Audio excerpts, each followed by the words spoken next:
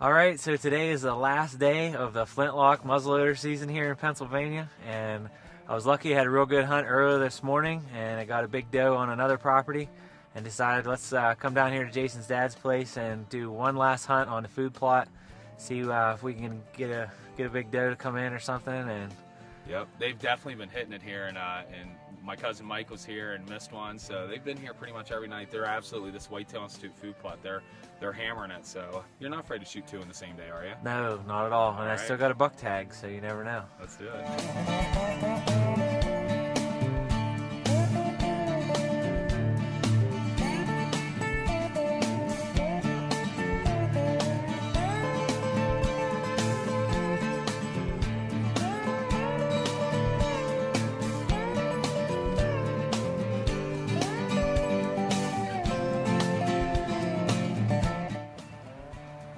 So as you can see, we changed positions. We started out in the blind, and we had 3 doe come in, one really nice doe, and unfortunately my gun didn't go off. It just clicked, and they got pretty nervous and went back in the woods, and we heard a shot not long after that. So we know someone was hunting right below us there, so we decided to pick up and come over here. There's another plot on this side, and we've got about a half hour here before it gets dark. Just sit tight and see what happens.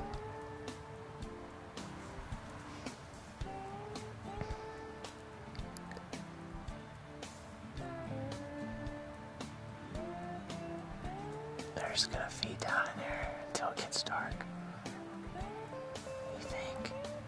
Well, sure enough, we had 2 deer out in the food plot eating turnips, and unfortunately, we're starting to lose camera light. And I'll be honest, I wanted to sit tight. I said they might come out here, in time. I said there's little chance of you being able to belly crawl across that open field and get close enough to those deer.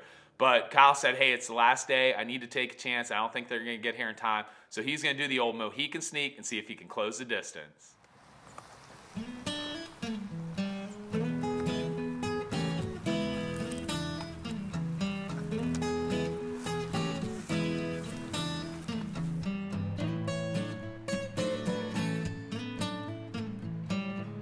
Kyle's belly crawling down through the field. He keeps looking back at me, and I'm like, what is he looking at? I got the deer, just keep going. Well, sure enough, it didn't take long. I see here comes a big doe from the left, and she's going to be within range. So we're going to sit tight, and hopefully he can pull it off.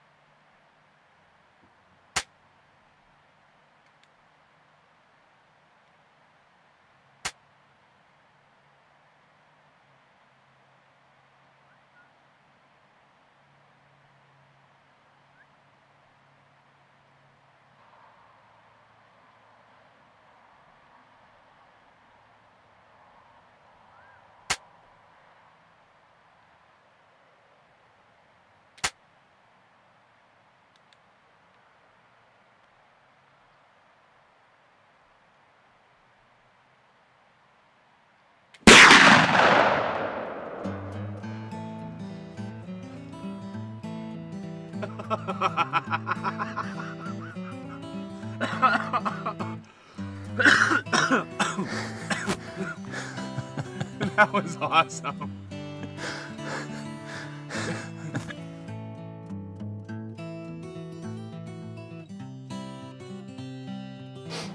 Yeah, well, that window was way down that quite a ways. When I crawled down there, I could see that she was gonna be still far. And all of a sudden, right out of the side of that right away, that other one stepped right out. I mean, it was big. Big doe. And I clicked 4 times. I heard it. And I just finally was like, I don't know if it's gonna go or not, but it finally went.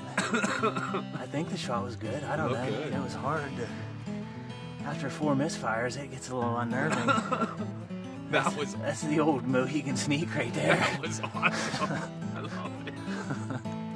That was one of the coolest things I've ever seen.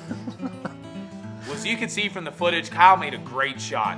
And we started tracking the deer. We had great blood. And we saw we couldn't take the camera. It was so thick we couldn't even get it through there. But we lost blood at about 100 yards. So Kyle and I decided to be safe.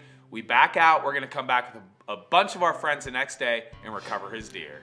All right, as you can see, we had some good luck this morning and came across her. Had a great team of guys to come out and help me and look for her. And this one went, I'd say, about 150 yards. And I still think she's heart shot. We'll find out here when we field dress her. But it's just nice when you don't know and you're able to come across a deer that you just weren't sure about. So great way to end the flintlock season. And just got to thank these guys again and looking forward to next year. Thanks, fellas.